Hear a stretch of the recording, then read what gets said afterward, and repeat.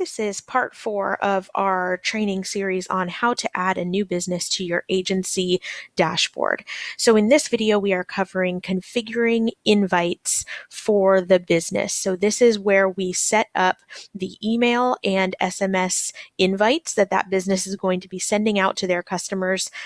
So essentially the invites are the review requests that are going out via email and text message. So at this point, in the first 3 videos, we covered adding the business profile, connecting the links, turning on or off review monitoring, and configuring the review funnel for the business. So the next step after you've done those 3 things is to configure invites. So again, we're going to click into the invites section of the dashboard. Now again, the reason this is not turned on by default is because it allows you as the agency to really customize which parts of the tool you are providing to your clients. So if you want to have a business who is only using the tool to monitor reviews and not send out invites, you can certainly do that by just not configuring invites at all, but turning on review monitoring, or vice versa. You could turn on invites but not turn on review monitoring, or you could do both. Obviously, for the most effective use of the system overall, I do recommend that you provide both invites and review monitoring to your business clients so that they are able to not only generate new reviews but also monitor those reviews coming in. So to configure invites, we're going to click on the Invites tab, and then we have the option of configuring email and or SMS invites. So again, you can just allow a business only to send out emails, or SMS, or both. So definitely recommend at a minimum that you do email invites for all of your businesses. So to set up the email invite campaigns, the only required field here is the from name. So of course we need to give this a name that these emails are going to come from. So typically we just enter in the business name there. You can, although it's not required, you can specify an email address for the emails to be sent from. So this could be, again, it needs to be a domain-based email for the business. If you use a free email service like a Gmail or Yahoo address, that will cause issues with spam filters. So don't do that. But for example, if they have an info at, or even say Joe at Laser Focus Tattoo Removal, you could put in that email address here, and that is where the review request will be sent from. You can also specify an alternative reply to email. So if you wanted it to come from Joe, but if a customer were to reply to the email, send it to info, you could do that here. And then you can customize here, when you want the first email to be sent. The default is immediately when a customer is added to the system to send out that review request. Definitely recommend that you leave that as such, but if someone wants their review request series to not start until the next day, you can customize that here as well. And then the default is to deactivate recipients on click. This means that the campaign will not continue sending reminder emails to customers who have already clicked on an email to go leave a review.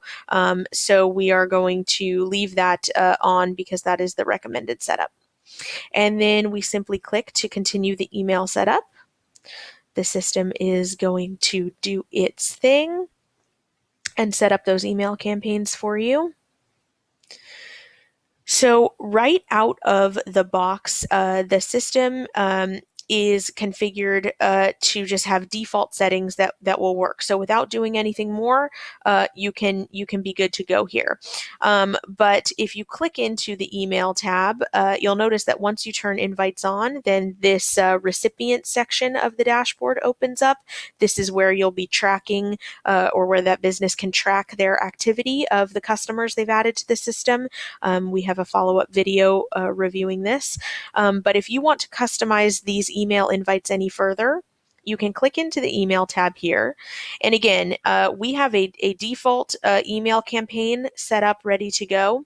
So you don't need to do anything else, but you can click into each of these emails to customize them. So the default is to send an initial review request immediately and then 2 follow-up reminders 3 and 7 days later. But you can customize the text in these emails. So if you were to click here, we can customize the, text in here. Maybe you want to add a signature for that business. We can also customize the sequence. So let's say we want to have our second reminder email sent 2 days later instead of 3. You can change that here. You can change the time of day that these emails are sent out. The default is 9 a.m. in the local time zone of the business, but you can change that as well. You can customize the subject line and again the text of the email. And this is a fully customizable email campaign, so you can even add additional emails in the series if you want to, and choose when to send those out as well. So the email section, again, ready to go out of the box, but feel free to click in and customize these if you care to.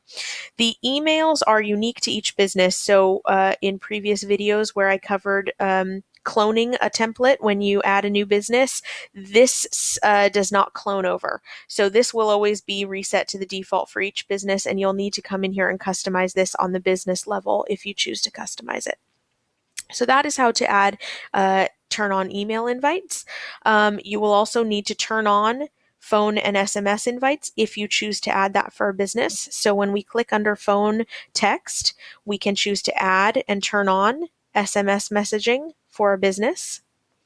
And the only thing we have to do here to configure this is choose the area code that you'd like to use for the phone number that these messages come from. So we typically like to just choose the local, phone number for that business so that it's a local area code that the customer recognizes.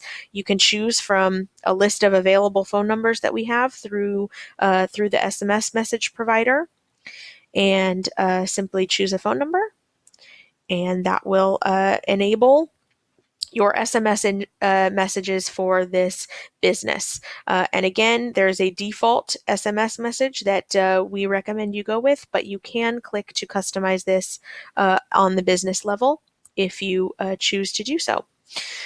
The text messages are automatically set to a 200 message limit. This is what is included in in the base package that you as an agency have available for each business. But if you want to increase the text message limit, maybe you want to just charge an overage for those customers, you can do so here.